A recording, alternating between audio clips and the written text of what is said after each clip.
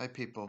So it's the early hours of the morning, UK time, and I've sort of been following this big news story today over the last few hours, which is Nancy Pelosi's visit to Taiwan.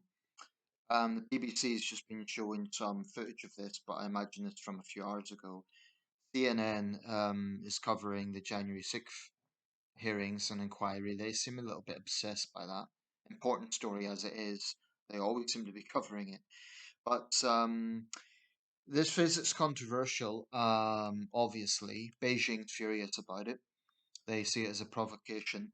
The American side, well, Nancy Pelosi herself, I took some screenshots of this to prepare for this video.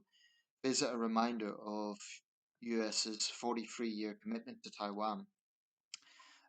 Some young guys were interviewed in Taipei in a Daily Mail video, and they said that they weren't very scared of China's saber rattling because China's always been doing this, but they think it's a good thing that Pelosi is visiting. But also, one of them said that they don't really have any say on this either way. They're like a pawn between two superpowers, and they don't have a presence on the world stage. That's how one of these young guys put it.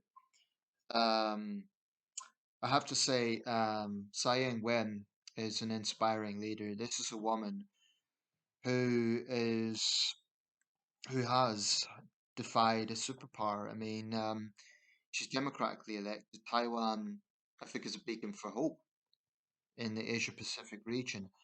Um, it's important to understand a little bit of the history. So, the Chinese Civil War, which raged between the late 20s and the late 40s, when the People's Republic of China was declared in 1949, with an intermission for World War II. It was one of the deadliest civil wars in history. Millions dead in fighting between the communists and the nationalists, the Kuomintang. Now, the communists prevailed in the end. Um, there's a lot actually about Mao's tenure, Mao's leadership of the Communist Party during this period. This is before he became the leader of China in 1949, which raises question marks. One thing is atrocities in the Battle of Changchun, 1948. This has largely been forgotten to history. You know, the rape of Nanking and Japanese atrocities are well remembered in China, but what the communists done at Changchun and elsewhere were also horrendous. Thousands were killed. But you know what they say, history is written by the winners. So the communists prevailed in the end with Soviet support, among other reasons. The nationalists under Chiang Kai-shek fled to Taiwan. But the nationalists were not angels either. They were also responsible for atrocities, and both sides accused the other of being appeasers to the Japanese. But ever since 1949, in mainland China, the Kuomintang has been vilified as kind of a puppet regime. In fact, the 1920s in China is known as the Nanking Decade, or to give the city its modern title, the Nanjing Decade. Um, this is where the nationalists kind of held their seat of power. Um, and this was a chaotic, destructive civil war, but when the communists prevailed, it allowed them to basically write the history. The truth of the matter is, during World War II, it was the nationalists who were in power in China. And civil war was kind of suspended during those years, whilst both sides ostensibly fought the Japanese. But it was the nationalists that fought the Japanese. And, millions of Kuomintang soldiers were bravely resisting the Japanese invasion. Um, but their role's been largely forgotten. The communists have taken all the credit. Anyway, the important thing to consider is that nationalists, the Kuomintang, then moved to Taiwan. Now, it wasn't immediately a democracy. Chiang Kai shek was a dictator, like Mao, and his regime was quite brutal. But Taiwan, unlike mainland China, did go through a transition to democracy, and today it's one of the most progressive societies in Asia, in lots of areas, in terms of free speech, in terms of LGBT rights, and it's a functioning democracy, unlike mainland China. That's why this is so significant. Now, Taiwan was never recognized as a country. After the Civil War, Western powers didn't recognize Taiwan as a country. Um, but both governments claim to be the authentic Chinese government. This is a matter of confusion. You know, if you ask young Taiwanese, they will not say they're Chinese; they'll say they're Taiwanese. But the island's formal title is actually the Republic of China in the Olympics. That's how it's presented. ROC, Republic of China. So, if my knowledge is correct, there was indigenous Taiwanese who were on the island before the nationals came there, and then there's nationalists. I may be getting this wrong, and any Taiwanese people, please do correct me if I've got this wrong. But it's important to understand this history, um, because basically the PRC, the People's Republic of China, have never seen Taiwan as independent in any form, and not autonomous. Like Hong Kong and Macau, they see it as one country, two systems. So they see it as part of China. Um, the Taiwan Strait's always been a point of tension, but certainly in recent years, the atmosphere, the temperature, I should say, has risen. Um, and the big fear is China regards Taiwan as a renegade province, and their attitude is, well, this belongs to us. We could take it back if we want. And Beijing has basically made hawkish threats to this end. Now, of course, they're furious about Pelosi's visit. She's the most senior American representative to go to Taiwan in modern times. Apparently, the Biden administration wasn't entirely happy with this. But in the American system, the speaker is independent from the presidential administration, although they're the same party. So Biden doesn't exactly have the power to just say she can't go. Nevertheless, it is a bit of a gamble for Pelosi. She's now in her 80s, so I wonder, is this kind of the last big hurrah of her political career, sort of a statement? I don't know, but it's brave of her and her staff, but it's also it does carry risks. And it is an escalation. I mean, Beijing will see it as such. I'm not saying I think it's wrong. I think it's essential that not only the United States but other democracies voice support for Taiwan in terms of its democracy, um, but stopping short of saying that they see it as an independent country, because that would be, I think that would give Beijing an excuse. Just going to get to Yeah, Professor Lyle Goldstein, who's the Director of Engagement Defence Priorities on the BBC World Service, he was saying he was concerned about this. He's concerned about the situation. Um, the US National Security Council spokesman, no need for crisis over visit. But of course, Beijing has responded with threats. They've said there will be, as they put it, let me just get uh, this up.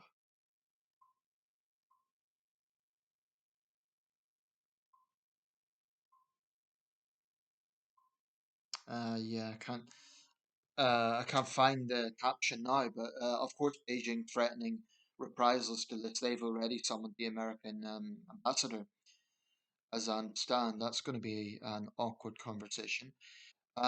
Here's the thing, it's a bit different from Ukraine because Ukraine's a fully independent country that's recognized by most of the world as such.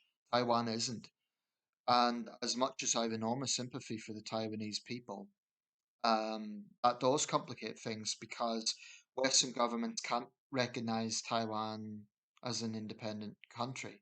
Maybe they should have in 1949, but history is what it is. And I think the problem now is if London, Paris, Washington, Ottawa, Canberra were to recognize Taiwan, Beijing would use that as an excuse and say this is Western interference, and this gives us the excuse to retake Taiwan by force.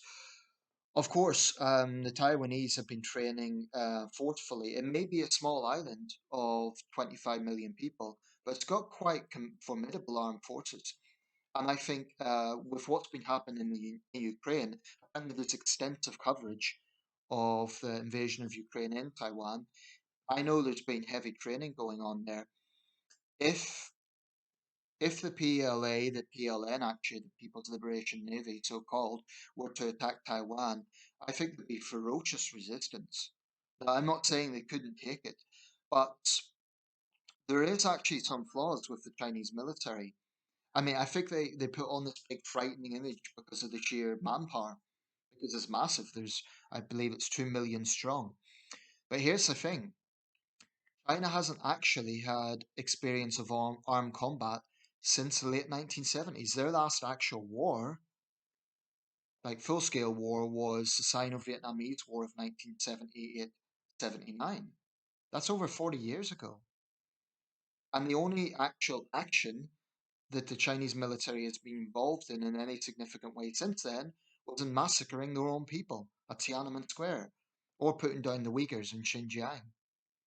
But they haven't actually been involved in a war with a foreign adversary since Vietnam in 1979, and the Vietnamese humiliated them. So I think it's a bit of a paper tiger.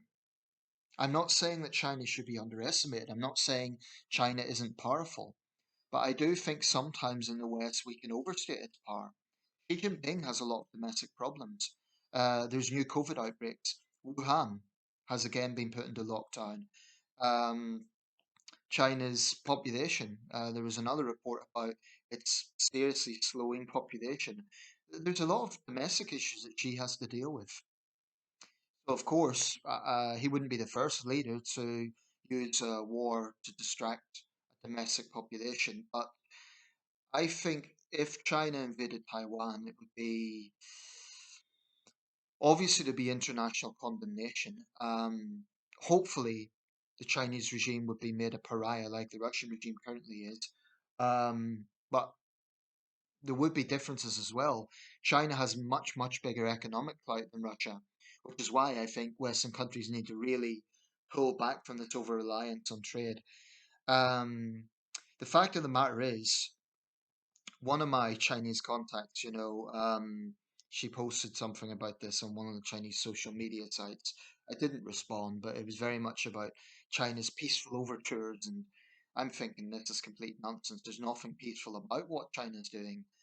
Um, because what we've seen from Beijing is thuggish threats repeatedly. Not long ago, she made a speech to party cadres in Beijing, thousands of them, will smash the heads of our enemies.